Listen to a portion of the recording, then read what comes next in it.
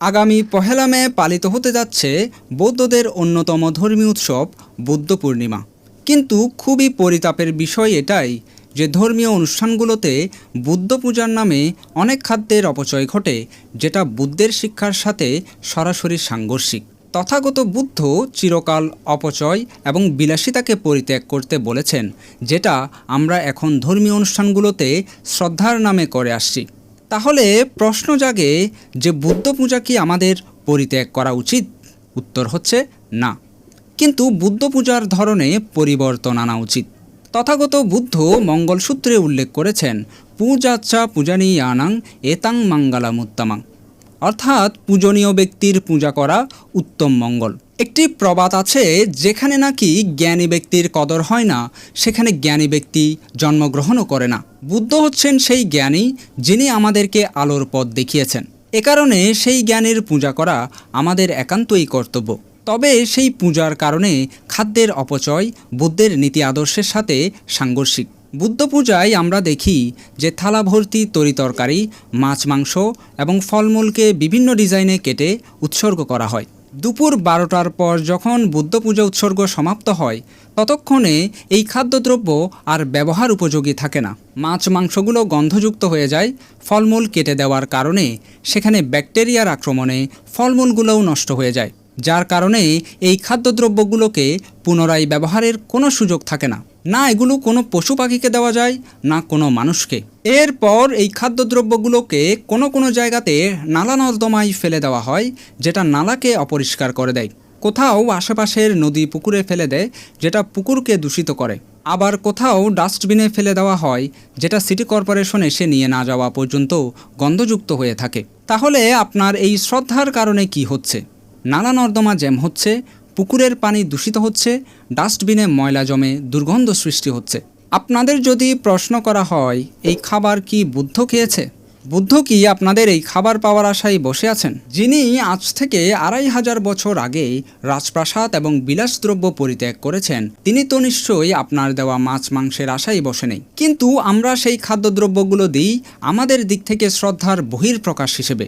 শ্রদ্ধা করে কাউকে খাবার প্রদান করা খারাপ নয়, তবে সেই শ্রদ্ধার বহিঃপ্রকাশের ধরনটাই খারাপ, যেটা সমাজ এবং পরিবেশের ক্ষতি সাধন করছে। দায়ক দায়িকাদের কাছে প্রশ্ন রইল, আপনারা কি কখনো চিন্তা করেছেন আপনাদের এই পূজাগুলো পরবর্তীতে কি করা হয়?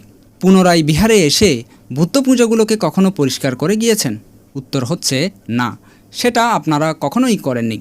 আপনি বুদ্ধ পূজা পরিষ্কারের আগে বিহারে গেলে দেখবেন আপনাদের দেওয়া এসব পূজার মাছ মাংসের ঝোল বুদ্ধের আসনের সামনে ফ্লোরে পড়ে আছে, কোথাও পানি পড়ে আছে, মুড়িগুলো ফ্যানের বাতাসে এদিক সেদিক পড়ে আছে। এগুলো পরবর্তীতে ভিক্ষু শ্রামণদেরকেই কিন্তু পরিষ্কার করতে হয়, যেটা অনেক কষ্টসাধ্য একটি বিষয়। তাহলে আপনাদের দেওয়া পূজাগুলো ভিক্ষু শ্রামণেরও কষ্টের কারণ হয়। তাহলে এক্ষেত্রে পরিত্রাণের উপায় কী? চিন্তা করে দেখুন, এমন একটা সিস্টেম যেখানে আপনি ফলমূল না কেটে বুদ্ধকে উৎসর্গ করলেন, পাশাপাশি ফুল, মোমবাতি, আগরবাতি দিয়ে বুদ্ধকে পূজা উৎসর্গ করলেন। ফলমূলগুলো কেটে না দেওয়ার কারণে ফলগুলো খুব সহজে নষ্ট হবে না। বুদ্ধ পূজা শেষে ভিক্ষুশ্রামণরা খুব সহজেই এই ফলগুলো সংগ্রহ করতে পারবে। পানি বা ঝোল পরে ফ্লোর নষ্ট হবারও কোনো সুযোগ নেই। বুদ্ধ পূজা শেষে এই ফলগুলোকে অনেক কাজে ব্যবহার করা যাবে। চাইলেই যে কোনো অসহায় মানুষকে দেওয়া যায়, আবার বিহারে অনেকেই কাজ করে তাদেরকেও দেওয়া যায়। অন্তত এগুলো ডাস্টবিনে ফেলতে হবে না। সুতরাং বুদ্ধকে উৎসর্গ করা খাবারটি যদি কোনো অসহায় এবং ক্ষুধার্ত ব্যক্তি পায়, তাহলে সেটি তো পরোক্ষভাবে বুদ্ধের পেটেই গেল। বুদ্ধ নিজেও তো চিরকাল ক্ষুধার্তকে খাবার এবং অসহায়কে সাহায্য করে এসেছেন। কিন্তু আমরা তা না করে এমনভাবে মাছ মাংসের তরিতরকারি এবং ফলমূলকে এমনভাবে ডিজাইন করে কেটে দিই, যেটা না ভিক্ষু সংঘের কাজে আসে, না বিহারের কাজে আসে, না সমাজের কোনো কাজে আসে, যেটার স্থান হয় শেষ পর্যন্ত ডাস্টবিনে। এ কারণেই বুদ্ধ আর্যাষ্টাঙ্গিক মার্গে সম্যক দৃষ্টি সম্পন্ন হওয়ার কথা বলেছেন, যেখানে মানুষ অজ্ঞতাকে পরিহার করে বাস্তবিকতাকে ধারণ করে চলবে। কিন্তু আমরা প্রতিনিয়ত এই অজ্ঞতাকেই ধারণ করে চলছি, যেটাকে আবার আমরা শ্রদ্ধা ভেবে ভুল করছি। তাই এই বুদ্ধ পূর্ণিমা থেকেই আমরা এই অজ্ঞতাকে পরিহার করব। বিশেষ করে ভিক্ষু সংঘদেরকে এই ব্যাপারে জোরালো ভূমিকা পালন করার আহ্বান জানাচ্ছি। যেখানে বুদ্ধ পূজা দেওয়া হবে সেখানে যাতে একটি বিজ্ঞপ্তি দিয়ে দেওয়া হয় যে তরকারি জাতীয় কোনো কিছু এবং ফলমূল যাতে কেটে না দিয়ে সুশৃঙ্খলভাবে ফুল এবং ফল দিয়ে যাতে বুদ্ধকে পূজা দেওয়া হয়। আরেকটি বিষয় না বললেই নয় যে বুদ্ধকে পূজা করার জন্য শুধু খাদ্যদ্রব্য দিতে হয় এমনও নয়। যেই টাকা দিয়ে খাদ্যদ্রব্যগুলো কিনছেন সেই টাকা দিয়েই বিহারের প্রয়োজনীয় কিছু আপনি দিতে পারেন। আপনার খাদ্যদ্রব্যগুলো কিনতে যদি 50 টাকা খরচ হয়, সেই 50 টাকা দিয়ে যদি বিহারে একটি বাল্ব বা একটি ঝাড়ু প্রদান করেন তাতেও কিন্তু পুণ্য হয়। খাদ্যদ্রব্য তো সকলেই দিচ্ছে, আপনি যদি সেই টাকা দিয়ে বিহারের প্রয়োজনীয় কোনো কাজে দান করেন তাতেও বিহার উপকৃত হবে। দিন শেষে বুদ্ধের নীতি আদর্শে চলাটাই হচ্ছে বুদ্ধের আসল পূজা, বাকি সব কিছুই হচ্ছে আচার। এ কারণে পুণ্য অর্জনকে শুধুমাত্র বুদ্ধ পূজার মধ্যে সীমাবদ্ধ না রেখে যে কোনো ভালো কাজের মধ্যেই আমাদেরকে পুণ্য অর্জনের চেষ্টা করতে হবে। তবে পুণ্য অর্জন করতে গিয়ে সেটা যাতে কারো ক্ষতি বা অপচয়ের কারণ না হয় সে বিষয়ে খেয়াল রাখতে হবে, যেটা আমরা এখন বুদ্ধ পূজার নামে করে আসছি। এখানে পুণ্যের চাইতেও পাপ হচ্ছে বেশি।